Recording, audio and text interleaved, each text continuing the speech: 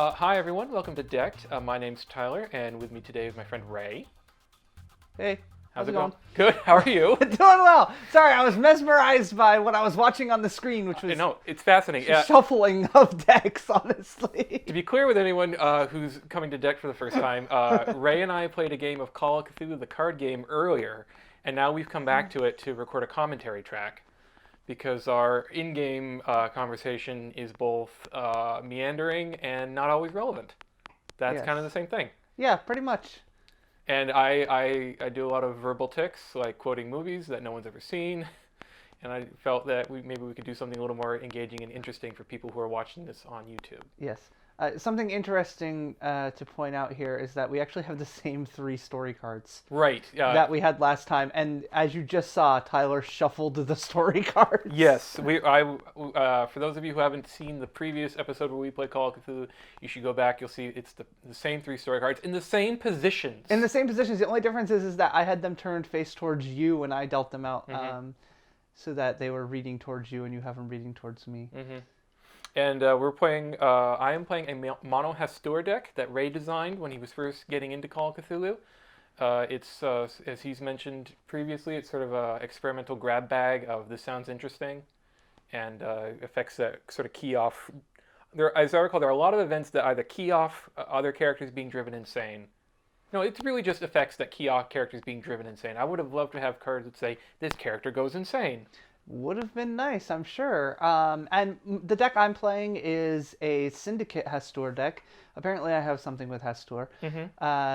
Hail the Yellow King. Yes, Hail the Yellow King. It is predominantly Syndicate with a little Hastur thrown in, and the aim of the deck is to reduce the skill of my opponent's characters down to where I can exploit them either by killing them or having characters that when they commit to stories count skill as opposed to icons. Yeah, you have one character in particular, the Hatchet Man, who did yeoman's work in both of these games.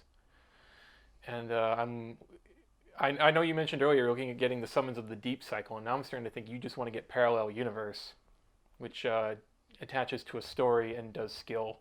And Ray's not making eye contact right now. I'm not rolling my eyes and looking in various directions at the moment at all. No. And I would just point out, if anybody's wondering, I'm on the left and Ray's on the right. You might be able to tell that from the cards because you can see Ray's got Syndicate and Hastur poking up from his domains. I am agonizing over my domain selections. I don't know why, because they're all yellow. I might be just trying to figure out which card. Yeah, making the best of a poor choice of who am I. Which of these affordable cards am I giving up? That's usually what it boils down to. Choice. Listen to him talk like I built a horse. No, I really. No, I mean it was the best of a poor choice. Yeah, and I just mulliganed as well, and I think I just gave up the thing behind you. You may have. I don't know what you. I doubt I would have done that because he's so easy to play. Yeah. Really, as long as you're willing to put a character back into play. So we do the flip. Right. And any moment now, we're gonna do the flip. Any moment, there it is. And this one I do believe you won. Yeah, no convenient gesture to tell. Right. I think the convenient gesture is I didn't put down my cards. Oh, yeah, I went first. Whoever chose, I wound up going first. And at this point, I'm really hoping to get cheap characters out, and particularly Aspiring Artist, because he lets me draw a card to replace him in my hand. But having just come off that last game, my hope was I think primarily was maybe I just didn't get the right cards. Let's see if I can pull this together. Resource. That could have been a spider. I can't tell. Yeah, I don't think we're going to be able to make many good comments about what we've been resourcing. Terrors in the Dark. Again. And Sanservolo. That was a really crappy hand. Yeah, wow. And Terrors in the Dark being in the hand made it hard to resource because you couldn't resource. Yeah, you don't want to be resourcing a neutral card, period, if you don't have to. Right. Well, especially in the first 3. Yeah. And as Ray has reminded me, since we played this game, Terrors in the Dark was primarily about making it night. Which the other card that you played also did. So, right. Yep. Wash. Mm-hmm. And unfortunately, the cards that keyed off it being night never really came into play. Sorry, I got Lena. Yep. And I lost to Lena. So that was pretty fair. Yes. And I did diversify straight off the bat on this. The Hastur one also ended up with a syndicate, and here comes the lamp again. Yep, Lena's got the lamp this time. Lena's got the lamp. I love that lamp. And gold fishing, one thing I found, because I do have at least one, if not two copies of him in there, is the little newspaper boy. What's his name? Finnegan? Yeah, Jacob Finnegan. And you put a lamp on Jacob Finnegan, and he becomes a powerhouse. Mm-hmm. The thing about Finnegan, though, is you have to be careful because he may wind up on the bottom of your deck when you don't realize he was meant to. Yes. There's some niceties in the way he's worded where even if he's defending, he goes on the bottom of the deck. Correct. You don't play him on defense. And I'm keeping my eye on the fact that you have a one domain open with a refreshed Lena. Yes. And one thing we didn't touch on about the Alhazard lamp is it gives one of every icon. So Lena goes from no icons to one of everything. Yes. And there's a crazed arsonist. No, that's the poltergeist. Oh yes, right. This hand gets better and better. The poltergeist, which is really a card you give away to somebody else. Yes. The poltergeist, and actually, after having played this deck against you a couple times, the Hastur deck that you're playing against you a couple times, one of the notes I had made to myself was to get rid of the poltergeist because it was useless. And what is the detriment to it? I don't even remember. I just remember the poltergeist was something I didn't want to have. You're gonna. Yeah, and so what are you thinking here? In this point in time, you're I'm deliberating. trying to figure out what I want to. Oh, this is where I realized I didn't take a card off the top for the lamp. So there goes Concrete and Chains. You never got to play out one of those, unfortunately. I never did get to play out of Concrete and Chains, and Concrete and Chains is a very good card.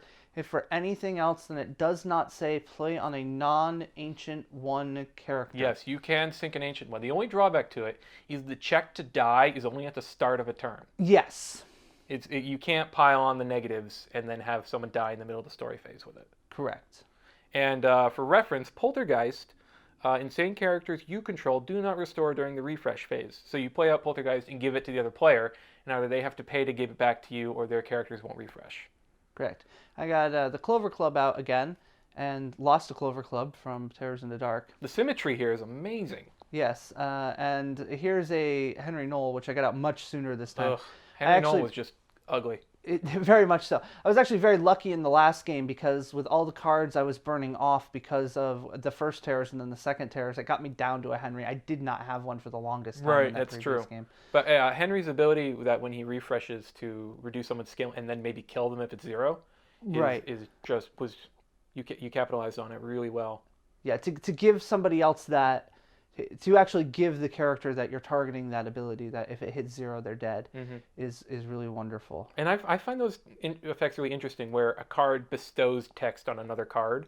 Like some attachments do that, and it gets into an interesting zone of, well, you may control the character, but I control the attachment. Right. And I just killed the poltergeist here. Yeah, you sure? Because you totally want me to not be restoring my characters. That's right.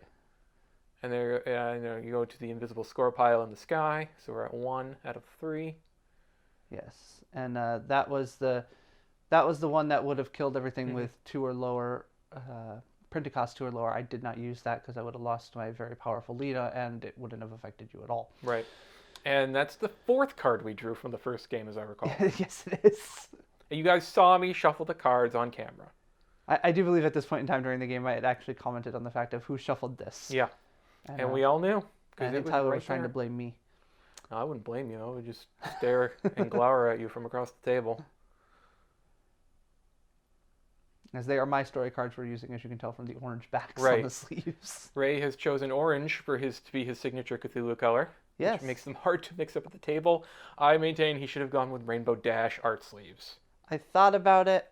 I have a couple Magic decks that are in rainbow unicorn sleeves. Mm-hmm. I thought about going with that with Cthulhu, but I decided the plain matte orange, since I actually sleeve every card as I buy it, not just what's going into my decks. Right. Was a little bit more of a logical choice. Mm-hmm. And I had a nothing turn there, as you can see. Didn't play anything out. Didn't. I resourced a card, and that was it. Yeah, you resourced a card. And at this point in time, it was okay. I think I'm probably going to wrap this game up fairly fast. Yeah, this game was shorter than the first. You're just really deliberating on how to maximize the pain. I am, or I'm trying to figure out how to win faster, just so you don't have a chance. I feel like that to... maximizes the pain too. That does too. This is very true. So you're going up to mighty 3-2-1 on your domains, which is really the most a syndicate's ever going to want. Yes. To play out. That is. Oh, you got. Demon Lover. Demon Lover, yes, which actually has an ability to reduce the skill of a character. Mm-hmm. And that's a card that comes in the core set, and I would like to get more of. Mm-hmm. And who's this fellow? Individual. Syndicate. Yeah, I'm trying to figure out. I played that's a Bagman, I do believe. Oh, the Bagman. Yes, yeah, that's 2 combat and a investigation icon on there, so I'm pretty sure that's the Bagman. Investigation in the Syndicate's very handy. Yes. Yeah, I always think of the Bagman as Ryan Dean because that's the name of the ally from Arkham Horror that uses that art piece. Ah, I see. There's a lot of repeated art, reutilized art in the Fantasy Flight Cthulhu universe. That's your second story. Yep. And it really was just a massive sweep of tokens. You're like, here, let me reuse these. Yeah. And it was, I set myself up to win the next round without having to really bat an eyelash. Yeah. And I don't think that was the 5th card we saw in the previous match. I do not believe so either. We were very excited at that point. Something new.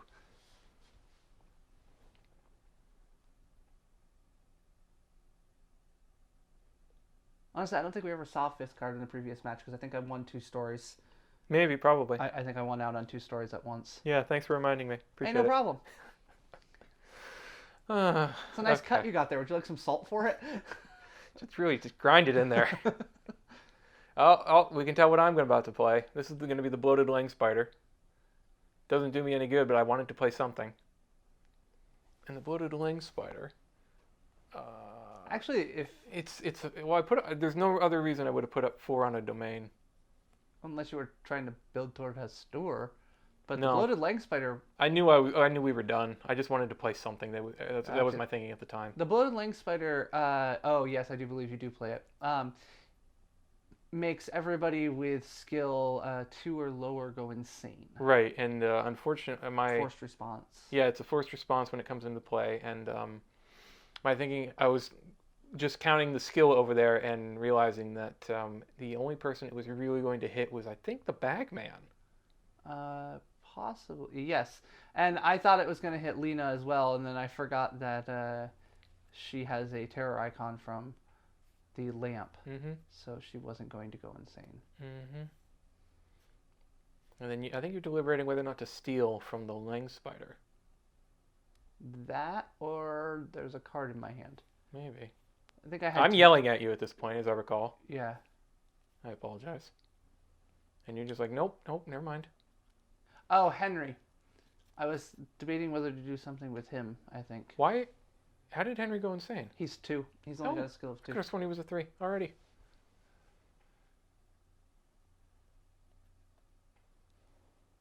And then and this is where I'm playing Infected by Madness. Right. And I was a little... and then another Infected by Madness. I had 2 Infected by Madnesses out of 3 in the deck. Infected by Madness tells each player discards the top card of the deck for each insane character he or she controls. Right. So I had none and you had 2, so you were burning off 4 basically. And again, it's that thing of burning cards off the deck doesn't have an effect. And I think when I originally played the card, I wasn't really clear on what was being discarded. And you're like, well, that screws up my turn because you thought you were about to lose your hand. Right. And in this case, actually, having Henry go insane was really just kind of painful for you because it made me restore him, and then I can't ready him right away, but there's going to be something in my hand that does that because I'm going to kill your spider. And what did you do that with? That's the Ilgulzeg, or I can't remember how to pronounce it. Oh, the Guzang. The Guzang, yes, which reduces a character's skill to 0. Right. And now I'm using an event card to ready Henry Knoll. Is that get on your feet? Get on your feet, yep. Yeah. And using it to kill your spider, which apparently I just took off your side of the board. Yep. And we're going to call it a wrap there, because that was the final story. Yeah, that was the final story. Lena was going to win that one easily. So what are you're pretty happy with that combination? You're gonna refine it, I think. Yeah, I'm gonna refine it a little bit here and there. Unfortunately, I didn't really.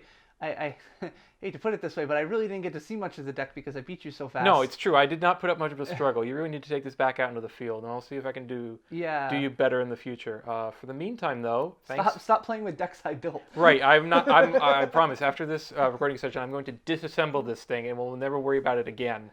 In the meantime, though, thanks for coming back and commenting on this. Everybody, thanks for watching Decked. Be sure to subscribe on YouTube. You can find us at youtube.com/deckedshow. And we'll talk to you next time.